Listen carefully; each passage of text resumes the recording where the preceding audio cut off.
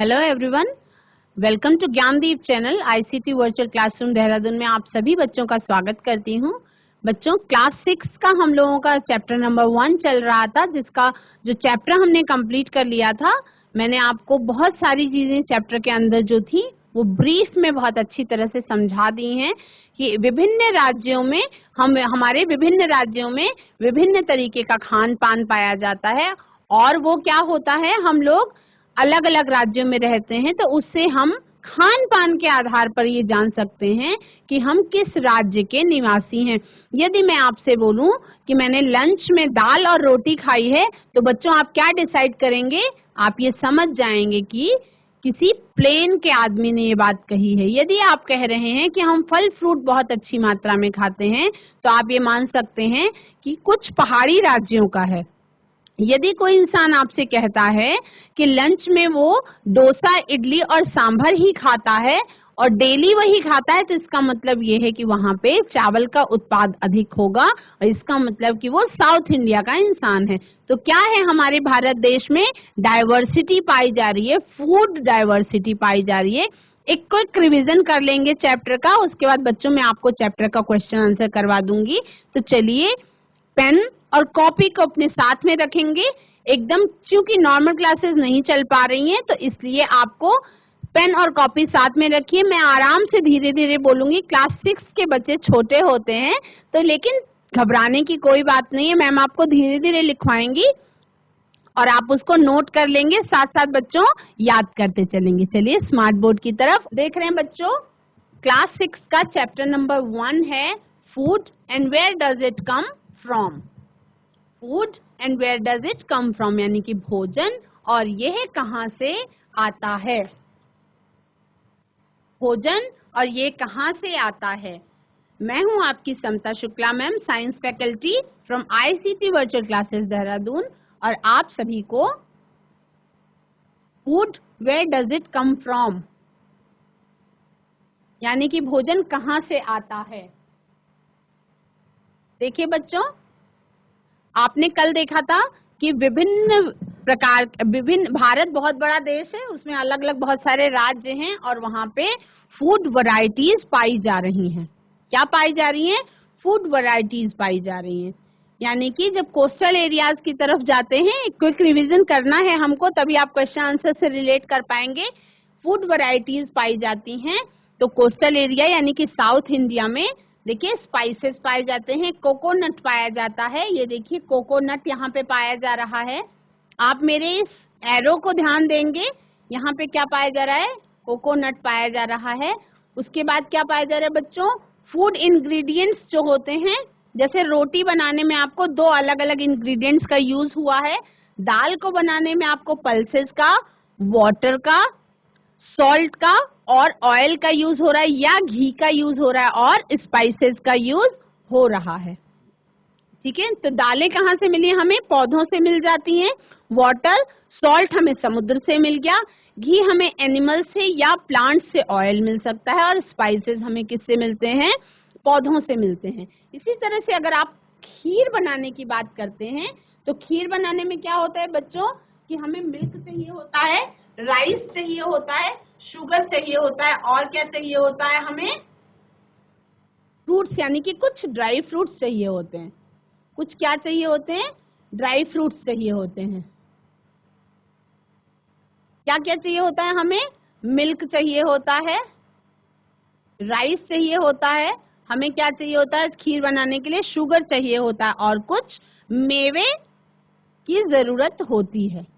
इसके बाद हम क्या कर देखते हैं बच्चों? Food materials and their sources, यानी कि जो हमारे पास खाद्य सामग्री है, उस खाद्य सामग्री को हम किन स्रोतों से प्राप्त करते हैं, यानी कि उनके सोर्सेज क्या हैं जिनसे हम खाद्य सामग्री को प्राप्त करते हैं।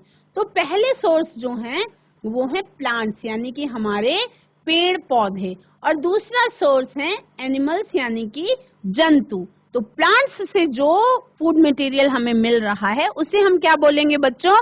उसे हम प्लांट, एनिमल्स से जो फूड मिल रहा है उसे हम जंतु उत्पाद यानी एनिमल प्रोडक्ट्स बोलेंगे, और प्लांट्स से जो हमें मिल रहा है उसे हम प्लांट प्रोडक्ट्स बोलेंगे। ठीक है, इतना एकदम क्लियर है। इसके बाद फूड आइटम्स हैं इडली, जैसे कि इसमें सोर्सेस क्या है बेटा, इडली में जो राइस का यूज हो रहा है वो सोर्स है पौधे का, ठीक है। उड़द दाल जो यूज हो रही है वो कैसे मिल रही है हमें, पौधों से मिल रही है। सॉल्ट हमें समुद्र से मिल रहा है और वाटर हमें वाटर बॉडीज से मिल रहा है। इसी तरह से जब आप चिकन करी बनाते हैं तो चिकन हमें कहाँ से मिल रहा है, एनिमल से मिल रहा है, मतलब ये हमारा क्या है, जंतु उत्पाद है। स्पाइसेस हमें पौधों से मिल रहा है। ऑयल और घी जो है वो हमें जंतु से और पौधों से, दोनों से मिल सकता है, यानी कि एक प्लांट होता है। अब सब बच्चे सोचेंगे कि एनिमल्स से घी कैसे मिल सकता है। एक ऐसे प्रोडक्ट के बारे में आपको मैं बताती हूँ। बहुत सारे बच्चों ने, एक मीठा फल होता है बच्चों जिसे हम कहते हैं हिंदी में तो उसे महुआ कहते हैं, ब्राउन कलर का होता है, और उसका जो ऑयल निकलता है उस ऑयल को जब आप रख के छोड़ देते हैं तो वो क्या हो जाता है, घी की तरह जम जाता है, दानेदार व्हाइट कलर का सॉलिड बन जाता है, जिसे हम कहते हैं ये महुए का घी है। और जब उसको हम गर्म करते हैं तब वो तेल का रूप ले लेता है। इसी तरह से वनस्पति घी भी आता है मार्केट में, और शुद्ध घी यानी कि गाय और भैंस के दूध से बना हुआ जो घी होता है उसे हम शुद्ध गाय या भैंस का घी कहते हैं। तो ऑयल और घी जो है वो हमें प्लांट्स और एनिमल्स दोनों से मिल सकता है। खीर अगर बनाना है तो उसमें हमें जंतु उत्पाद और वनस्पति उत्पाद दोनों का यूज करने की आवश्यकता पड़ती है। इसी तरह से हम देख रहे हैं कि प्लांट प्रोडक्ट्स हैं, कुछ प्रोडक्ट्स फ्रॉम प्लांट्स हैं, यानी पादपों से जो हम उत्पाद प्राप्त करते हैं उन्हें हम प्लांट प्रोडक्ट्स कहते हैं या प्रोडक्ट्स फ्रॉम प्लांट्स कहते हैं। इसमें बहुत सारे फल फ्रूट हैं, जैसा कि आप स्क्रीन में देख रहे हैं बच्चों, बहुत सारे फल फ्रूट हैं, बहुत सारी सब्जियां हैं। तो सब्जियों से और फल फ्रूट से हमें क्या मिलता है, बहुत सारे तरीके के विटामिन और मिनरल्स और क्या, फाइबर। ये सारा हमें किससे मिलता है, फल फ्रूट से और सब्जियों से मिलता है। और ये हमें कहाँ से मिलता है, प्लांट्स प्रोडक्ट्स हैं ये सब, यानी कि ये हमें प्लांट्स से मिलता है, पौधों से मिलता है। अब अलग अलग प्रोडक्ट्स में अलग अलग चीजें पाई जाती हैं, वो आपका नेक्स्ट चैप्टर है कंपोनेंट्स ऑफ फूड में, आप उसको पढ़ेंगे। फूड फ्रॉम एनिमल्स यानी कि जंतु उत्पाद क्या क्या होते हैं। मिल्क आपका जंतु उत्पाद है, मिल्क आपका जंतु उत्पाद है। इसमें से ये देखिए, ये आपका जंतु उत्पाद है, ये मीट आपका जंतु उत्पाद है बेटा। इसमें से पोर्क होगा, बीफ होगा, मीट होगा, चिकन होगा, ये अंडा है, ये कुछ दालें हैं जो आपका जंतु उत्पाद नहीं है, ये प्लांट उत्पाद हैं, ठीक है। ये दालें जो होती हैं ये जंतु उत्पाद नहीं होती क्योंकि ये हमें पौधों से मिलती हैं। इसके बाद पौधों के खाने योग्य भाग यानी कि edible parts of a plant. तो जैसा कि आप एक ये अंदर प्लांट देख रहे हैं बच्चों, इस प्लांट में ये जड़ का भाग है, ये जड़ का भाग है, ये है इसका फल, ये इसकी पत्तियां हैं, है ना, ये इसका बीच वाला भाग तना कहलाता है, और उसके बाद ये फूल कहलाता है। तो किसी भी पौधे का अलग अलग भाग खाने योग्य होता है। जैसे मकई के पौधे में हम उसके बीजों का सेवन करते हैं, किसका सेवन करते हैं, सीड्स का सेवन करते हैं। ये स्टेम का सेवन करते हैं, कुछ पौधों में हम उसके तने का सेवन करते हैं, ठीक है। अब सेब का पेड़ जो है, क्या हम उसकी जड़ों को खा सकते हैं, नहीं, यानी कि उसका एडिबल पार्ट यानी कि उसका खाने योग्य भाग जो है वो बच्चों उसका फल है यानी कि फ्रूट है। गाजर का जो पौधा है उसकी पत्तियों को नहीं खाया जाता बल्कि उसकी जड़ को खाया जाता है, यानी कि गाजर की रूट्स का हम सेवन करते हैं। उसके बाद ये आपका चित्र जो स्क्रीन पे दिखाई पड़ रहा है ये कौन सा है, ये आपकी पत्ता गोभी है, यानी कि इसे हम कैबेज कहते हैं। तो कैबेज की हम किस चीज का एडिबल पार्ट उसका क्या है, लीव्स, यानी कि कैबेज की लीव्स का हम सेवन करते हैं, उसका सब्जी बना करके खाया जाता है।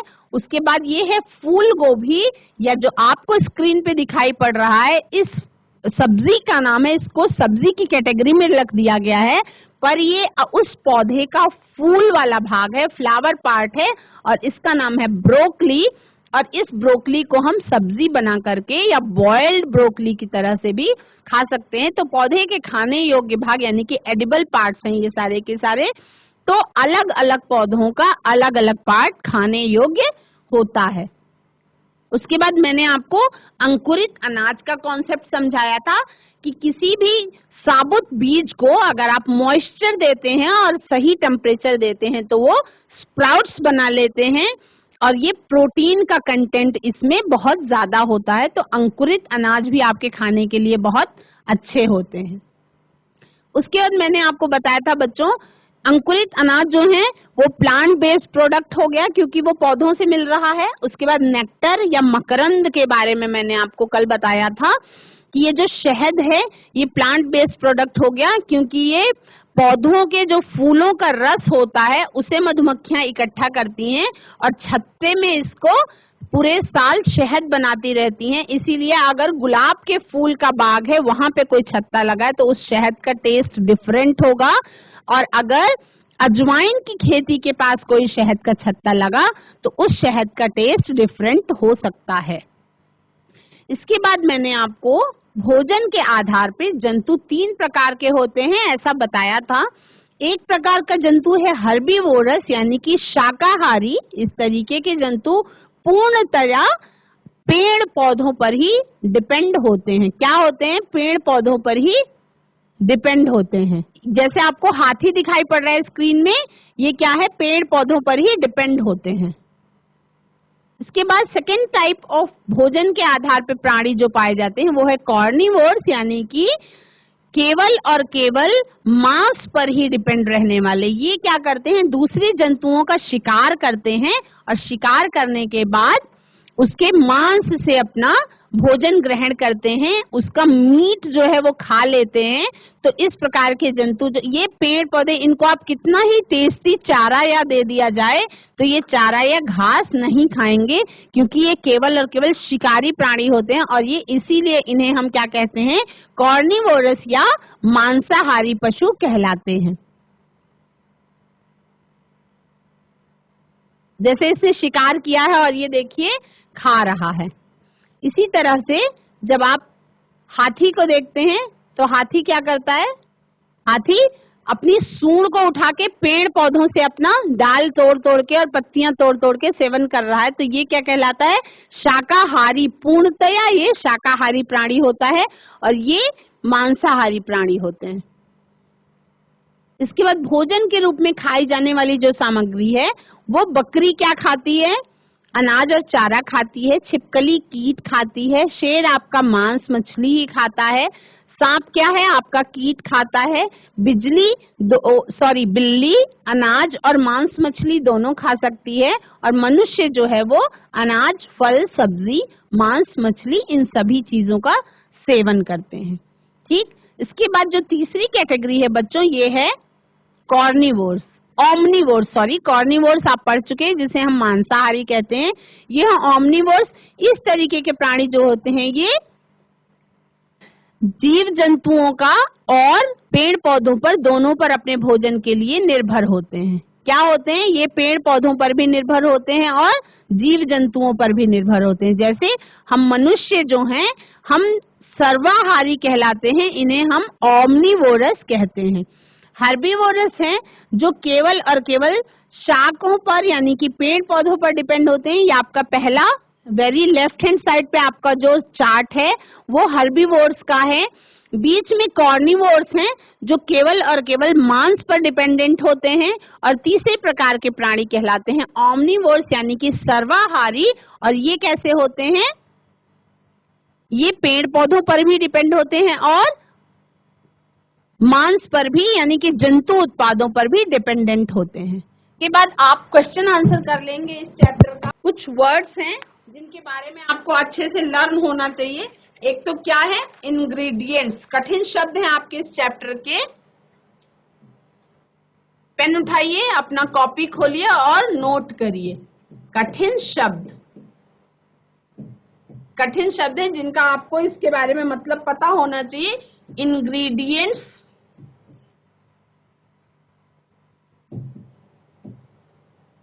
इंग्रेडिएंट्स मतलब होता है संगठक, संघटक।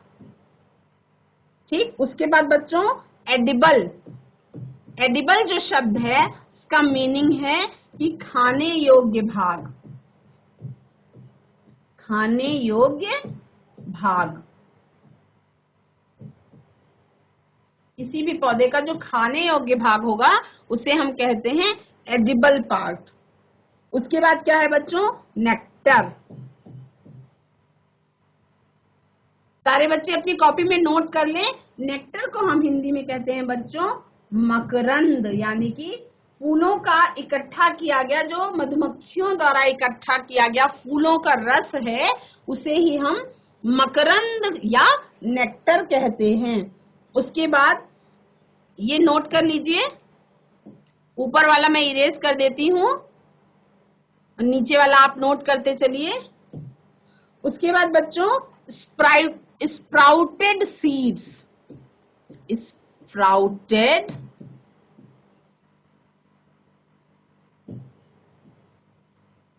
सीड्स, इसे हम क्या कहते हैं, इसे हम हिंदी में कहते हैं अंकुरित अनाज।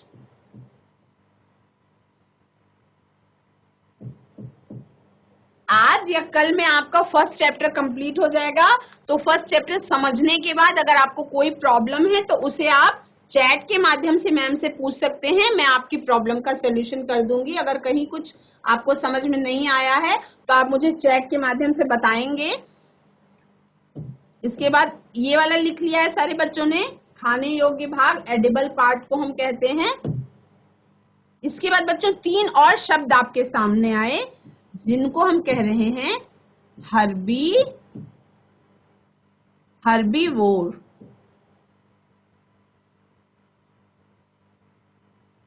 ठीक, यानी कि शाकाहारी। क्या कहते हैं, शाकाहारी। नीचे वाला मैं इरेज कर देती हूँ। इसके बाद सेकेंड वर्ड आया आपको थोड़ा सा जो कठिन, जो आपको हमेशा के लिए लर्न करना है बच्चों, वो वर्ड है कॉर्निवोर। और कॉर्निवोर का मतलब होता है मांसाहारी। अब शब्द को सोचिए तो आप समझ में, बेटा शाक आहारी और मांस आहारी, मतलब शाक का आहार करने वाला शाकाहारी कहलाएगा और मांस का आहार करने वाला मांसाहारी कहलाएगा। इसके बाद थर्ड आपका है इसमें ओमनीवोर, और इसको हम हिंदी में कहते हैं सर्वाहारी। इसको आप अपनी कॉपी में नोट कर लीजिए, सभी बच्चे इसको अपनी कॉपी में नोट करेंगे। फटाफट से नोट करिए, फटाफट से बच्चे नोट करेंगे। ऊपर से मैं इरेज करूंगी।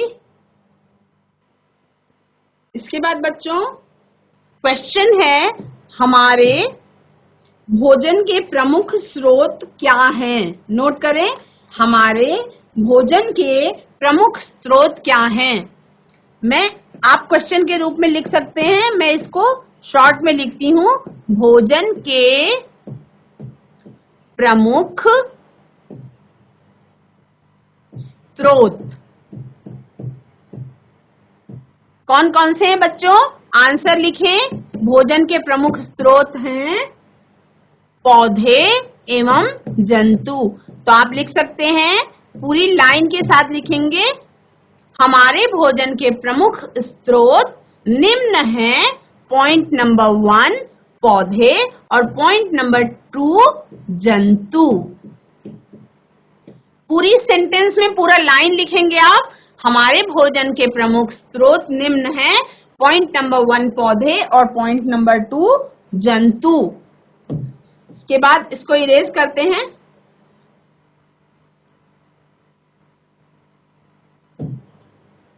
क्वेश्चन नंबर 2 है बच्चों, क्वेश्चन नंबर 2 लिखिए कि दूध देने वाले कुछ जंतुओं का नाम लिखिए, यानी कि मिल्क गिविंग एनिमल्स का नाम लिखिए। मिल्क गिविंग एनिमल्स का नाम लिखिए, दूध देने वाले कुछ जंतुओं का नाम लिखिए। दूध देने वाले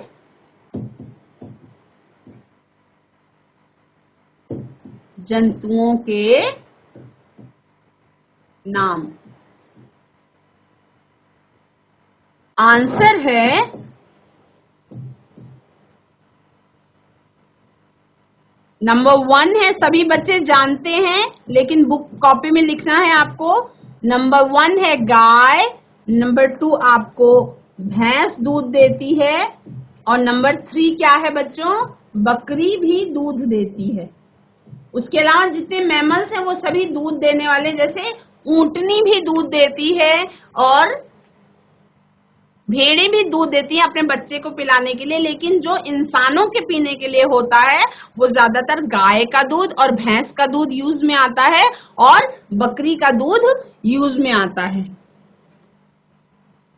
बहुत सारे क्वेश्चन आंसर्स हैं बच्चों, जिसमें से आपको मैं और नेक्स्ट क्लास में करवा दूंगी। 2 क्वेश्चन आंसर आज कंप्लीट हो गया है, आपका चैप्टर एकदम क्लियर है।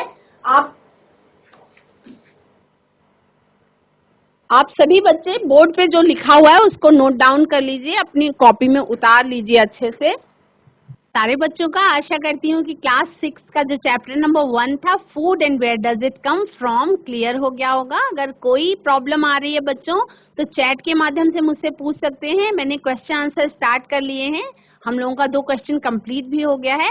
आज की कक्षा में बस इतना ही। That's all for today. Have a nice day and good day. Take care. Bye bye.